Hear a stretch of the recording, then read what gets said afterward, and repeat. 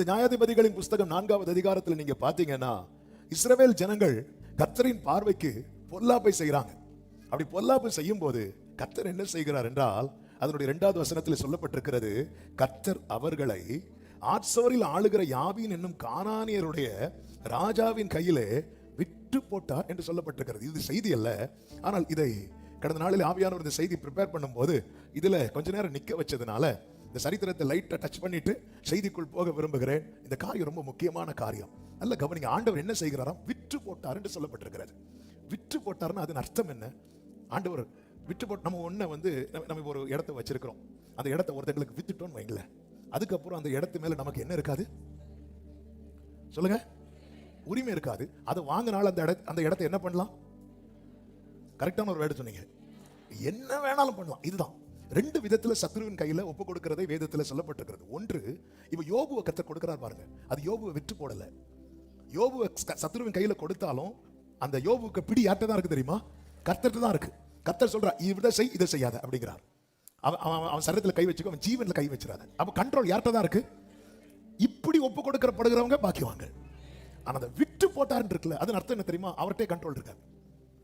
அவங்கள சத்ரு என்ன வேணாலும் பண்ணலாம். ஏன் இந்த வார்த்தையை சொல்லுகிறேன்னா, நம்ம லைஃப்ல இப்படி ஒரு நிலைமை மட்டும் வந்துடவே கூடாது.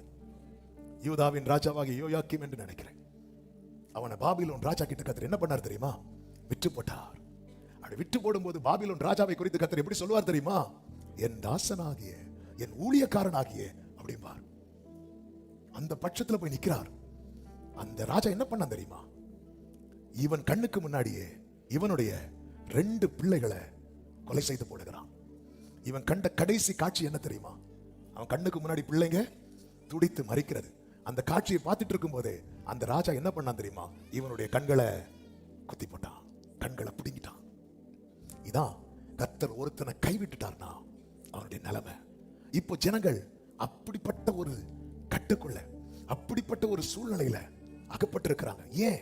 ஏனென்றால் அந்த ஜனங்கள் பொல்லாப்பை செய்தார்கள். தேவனுக்கு பிரியமில்லாத காரியத்தை செய்து கொண்டே இருக்கிறார்கள். பிரியமான கர்த்தருடைய பிள்ளைகளே, ஒன்றை மட்டும் மறந்துவிடக் கூடாது. நாம் நிர்மூலமாகாதிருப்பது நம்முடைய பலமோ, நம்முடைய திறமையோ, ஆரோக்கியமோ ஒன்றுமே அல்ல, கர்த்தருடைய கிருபை. யோபு வாழ்க்கையில சாத்தான் கையில ஒப்பு கொடுக்கப்பட்டாலும் கண்ட்ரோல் யார்கிட்ட இருக்கு?